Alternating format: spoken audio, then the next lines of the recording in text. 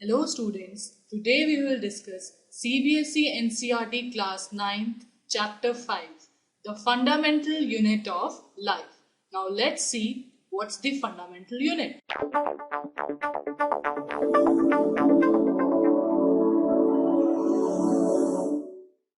Body of every organism is made of small units that are called the cells. Now we can say that cell is the fundamental and structural unit of life. Cell was first discovered by Robert Hooke in 1665. He observed that just like honeycomb, organisms also have small compartments, and he named these compartments as cells. Now let's see the structure of a cell. Cells are highly organized and has some specialized cell organelles. These organelles are, as you can see, ribosomes, nucleus, mitochondria, cytoskeleton, Golgi apparatus, rough endoplasmic reticulum, smooth endoplasmic reticulum, plasma membrane, peroxisome, centrioles. The cells are broadly classified in two types. First is the prokaryotic cell and the second is eukaryotic cell. Pro means before and karyotic means nucleus. Prokaryotic cells do not have well-defined nucleus and well-defined cell organelles. But on the other hand, eukaryotic cells have well-defined nucleus and well-defined cell organelles. Now one by one we will observe the components of the cell. Now let's see the differences between these two cells. The differences between these two are based on certain parameters. The first parameter is nucleus. Nucleus is present inside a eukaryotic cell, but it is absent inside the prokaryotic cell. Next parameter is number of chromosomes. Eukaryotic cells have more than one number of chromosomes, but prokaryotic cell has only one. That is not a true chromosome. So we call them as plastids. Next parameter is the cell type. Eukaryotic cells are usually multicellular and the prokaryotic cells are usually unicellular, but some cyanobacteria may be multicellular. The next parameter is true membrane bound nucleus. These are present in eukaryotic cell but absent inside the prokaryotic cell. Now we will see the example of both. For eukaryotic cell, the example is animal cell and a plant cell. For prokaryotic cell, example is bacteria and archaea. Last but not the least parameter, genetic recombination. In eukaryotic cell, it is through meiosis and fusion of gametes, and in prokaryotic cell, it is partial unidirectional transfers of DNA. Now let's see the components of cell. The first component is the plasma membrane, or you can call it cell membrane. Plasma membrane is a microscopic membrane which forms the external boundary of a cell, and it protects the cell from the external environment. The function of plasma membrane is that it allows the flow of limited substances in and out of the cell. It is very thin, delicate, elastic and selectively permeable, which means it allows only certain substances to enter or exit the cell. Now we will discuss these two definitions, diffusion and osmosis.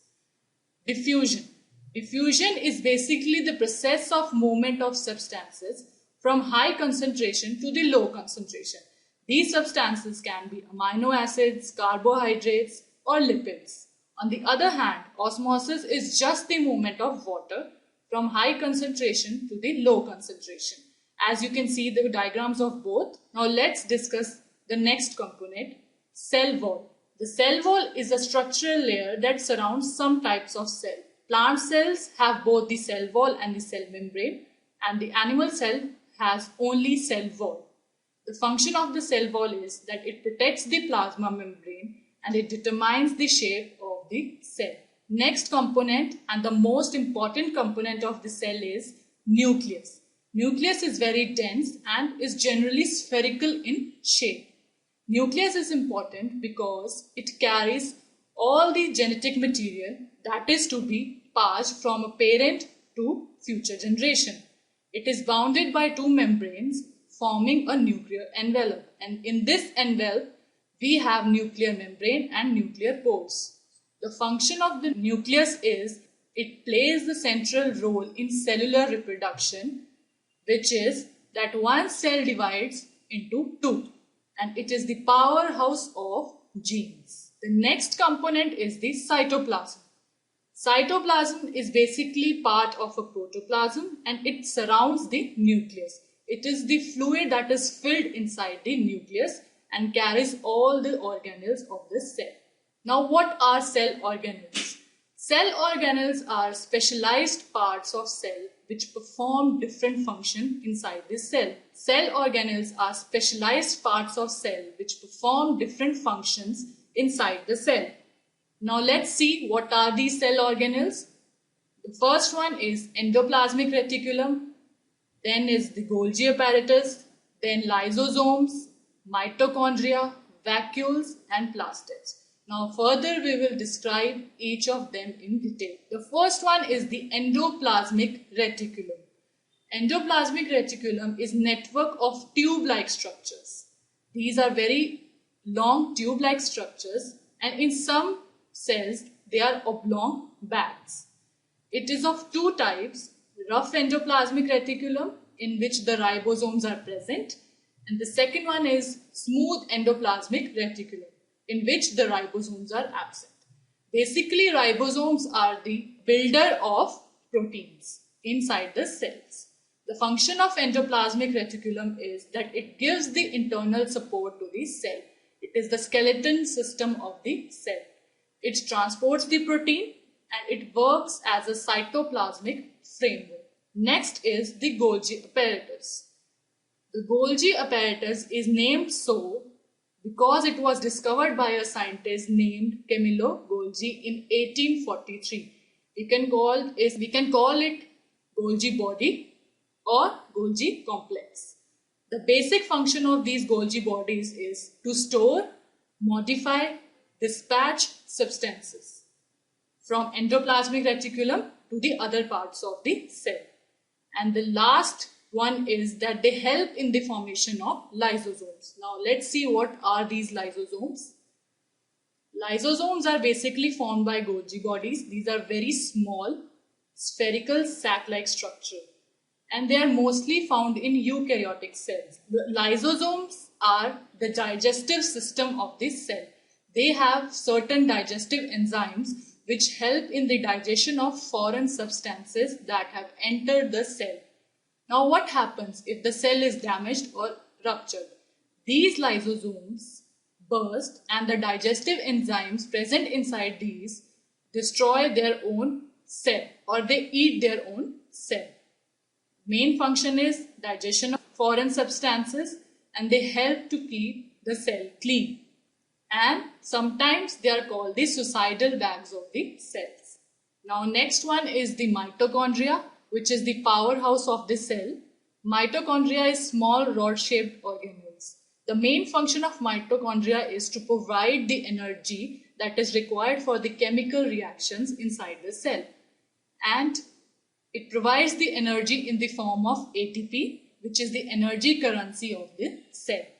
Now the function is, as I have told you, to provide energy, and sometimes they store energy and release it during certain reaction. Now vacuoles. Vacuoles are storage sacs for solid and liquid contents. In animal cells, vacuoles are small, but in plant cells, they are very large. They are so large that they occupy 50 to 90% of the cell volume. The function of vacuoles is they store important substances like amino acid, sugar. Now lastly, we will see plastids. Plastids are only present inside the plant cell. They are broadly of two types: chromoplasts, which are the colored plastids, and leucoplasts, which are white and colorless plastids. Basically, their function is to provide the color to the cell. The plants have pigment called chlorophyll, which is a chloroplast. That's all in this chapter. If you like this video, do not forget to hit the like button. And for more such videos, do subscribe to our channel Success Series Education.